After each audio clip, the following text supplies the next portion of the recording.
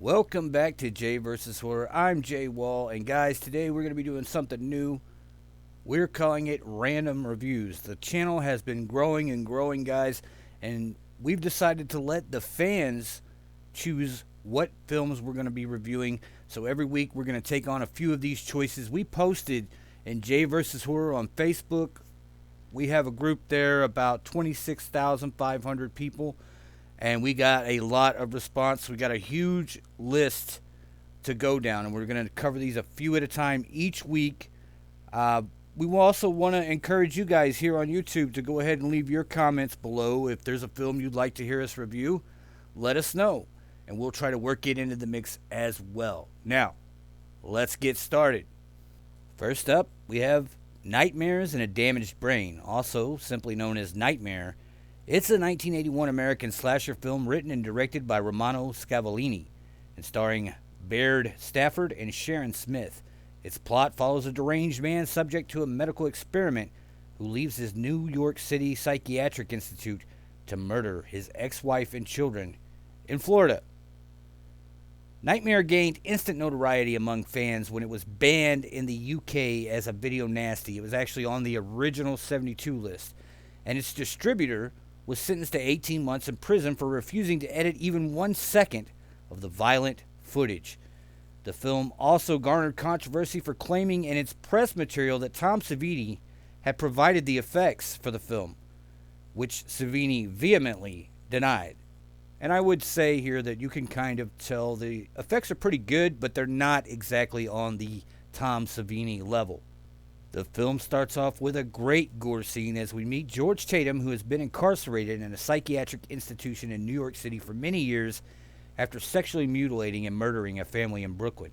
During his incarceration, George undergoes an experimental procedure that reprograms his brain, reforming him into an upstanding citizen. However, he remains plagued by hazy nightmares of a violent incident from his childhood. Upon his release, George visits a peep show in sleazy 1970s Times Square, which triggers flashbacks to an earlier violent incident. The following day, George obtains a car and leaves New York, heading south to locate his ex-wife and children. Things I liked about this film? Well, the gore's pretty good. I liked it a lot, especially for this era. Also thought that Baird Stafford's performance as George Tatum is pretty solid. And I like the kid, C.J. Cook, playing C.J. Temper. He's kind of a less annoying version of Bob from House by the Cemetery. This kid, I thought was a lot of fun. Some people might find him annoying because he's a prankster, kind of like Shelley from Friday the 13th, Part 3. Things I didn't like? Well, I thought the psychiatrists in this film were pretty schlocky. They have these machines that kind of tell them what to expect from George. And at one point, it even tells them where they think he's headed once he leaves New York. And it comes up on the computer and says 93% chance Daytona, Florida. 63% chance he's heading to some other place in Florida. 13% chance he's heading to South Carolina. So those numbers don't exactly add up, do they? I mean, you can't have a 93% chance that you're heading to Daytona and then a 63% chance that you might be heading somewhere else. Those numbers, that's about 153%, and that's not really possible as far as I know. Now, the other thing I really didn't care for in this film is Sharon Smith's character of Susan Temper, the ex-wife, who is just like one of the worst single mothers of all time. She's totally irresponsible. Even after she knows things are happening, people are calling the house, threatening her, and she still decides to go out, leave the kids at home, and have a good time with her new hippie boyfriend. So yeah, I didn't enjoy that character a ton. As the film draws to an end, we see George make his final assault on the house in Daytona, attacking everyone inside while wearing what appears to be a modern-day Sid Haig mask. Very fun stuff. I like the end, although I wish George had the chance to get rid of a few more characters here. The last scene, I think, is fun because it gives us a little glimpse into George's past and also probably CJ's future. I'm going to give this film 7 out of 10. I enjoyed it a lot, guys. It's one of my favorite video nasties. When I was going down the video nasty list probably 10 or 15 years ago for the first time, This is one of the films that actually surprised me. It's pretty damn good. Let's take a look at the trailer for Nightmares in a Damaged Brain.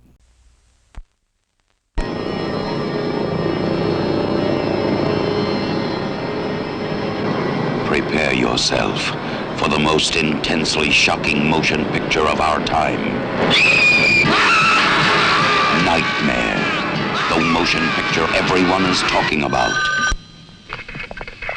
Hello, Steve?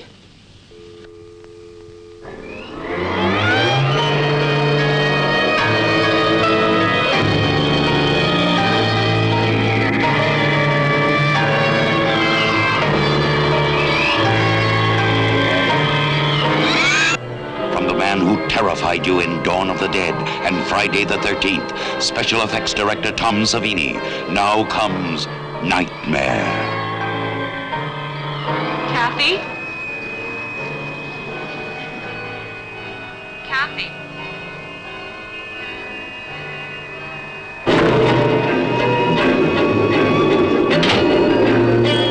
Terror will surround you.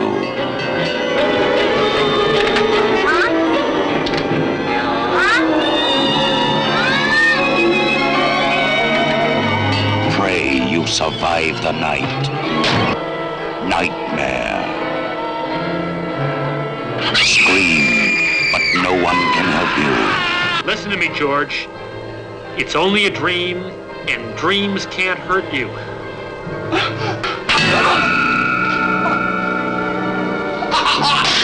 Are you there, George? Daddy! Dad! George, don't hang up! Where do you go when there's no place to hide?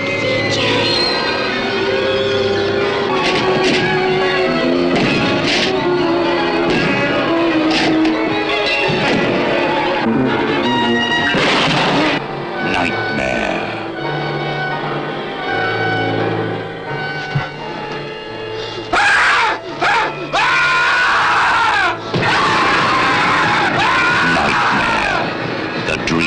Can't escape. Alive. No one under 17 will be admitted. From 21st Century Distribution, coming soon.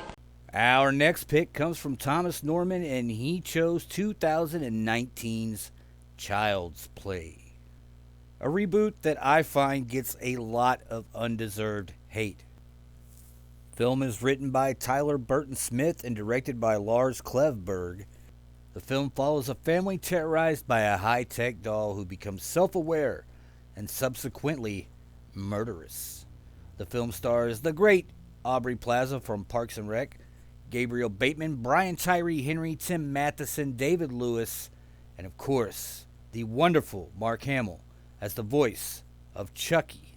This time out, instead of a serial killer-possessed toy, we get a pissed-off tech engineer who constructs a homicidal doll, which is then purchased by a struggling single mother, played by Aubrey Plaza, of course, and given to her young son. Things I liked about this film, well, it's funny. Mark Hamill does a great job as the voice of Chucky. Also, I'm always a fan of Aubrey Plaza in anything she's in. I thought the film had some great gore scenes and was very interesting for the route it chose to take. Now, things I didn't like about the film, well, I'm like most old school fans. I really wish they'd gone a different route here. I think they should have named this doll something different than Chucky. Maybe even just named him Buddy. And then maybe we could have just had a separate story in the same universe as the original Child's Play. You can't replace Brad Dourif as Chucky. I think they knew that going in, which is why they tried to change the story of how we got Chucky. But I think they also should have changed the character name too, just to even separate it a little bit further. All in all, though, guys, I thought this was a pretty good film. I mean, if you base it on itself and don't look at the fact that it's a reboot, which is very hard to do and maybe not even fair to ask fans to do, but if you just base it on its own merits, I think it's a pretty good film from 2019. I give this one 7.5 out of 10, and let's take a look at the trailer for 2019's Child's Play. Something's wrong with Chucky.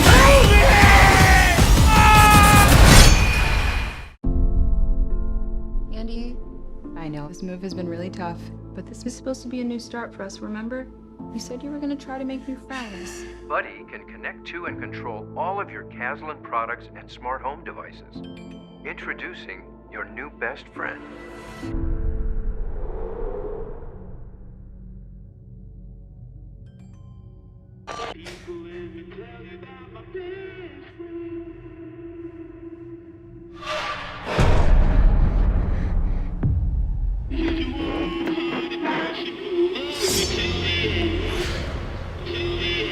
Mom, I need to tell you something, and I need you to believe me.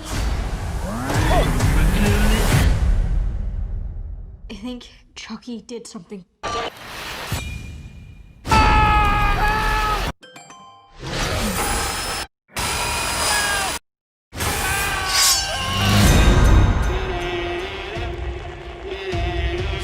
Andy, if you know something, you better tell me. Something's wrong with Chucky. Buddy can connect to and control all of your Caslin products. Chucky is a toy. He could be anywhere. Welcome to Caslin Cars.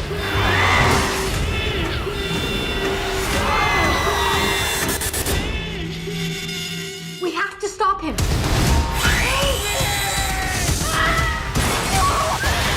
Chucky! Good night, Andy.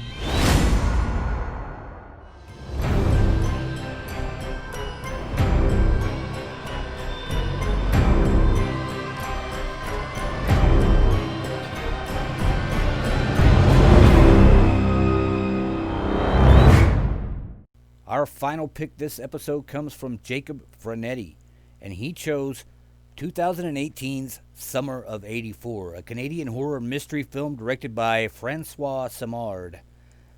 Written by Matt Leslie and Stephen J. Smith, not Stephen A. Smith, the film stars Graham Vercheri, Judah Lewis, Caleb Emery, Corey Gruder Andrew, and Rich Summer.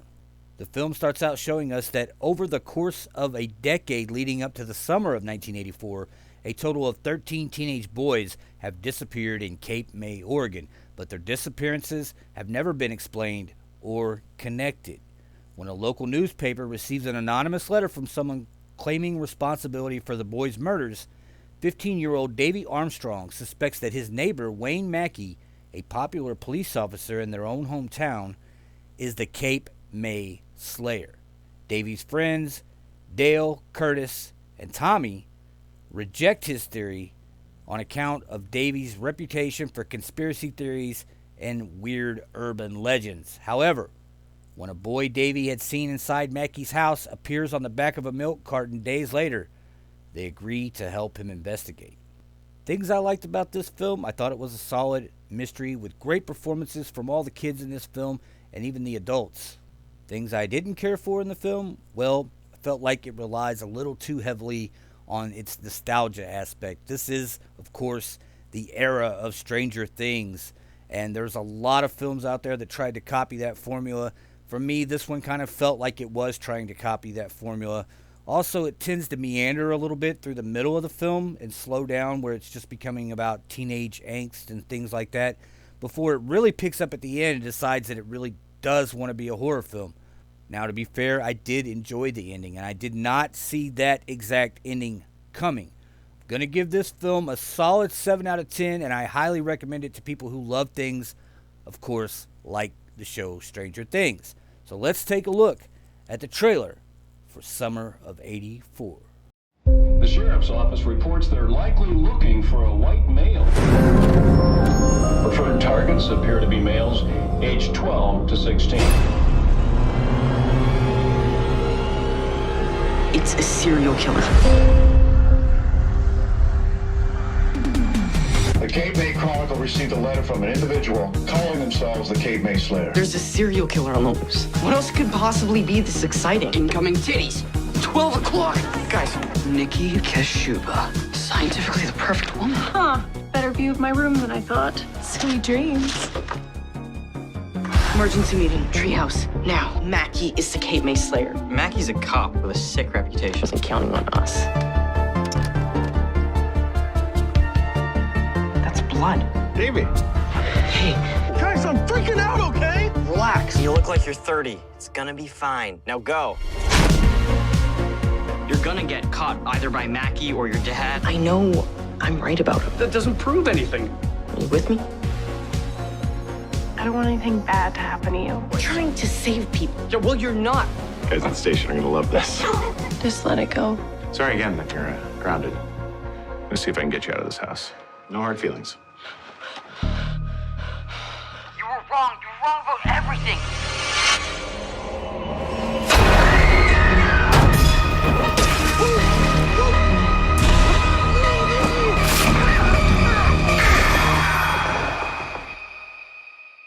Even serial killers live next door to somebody.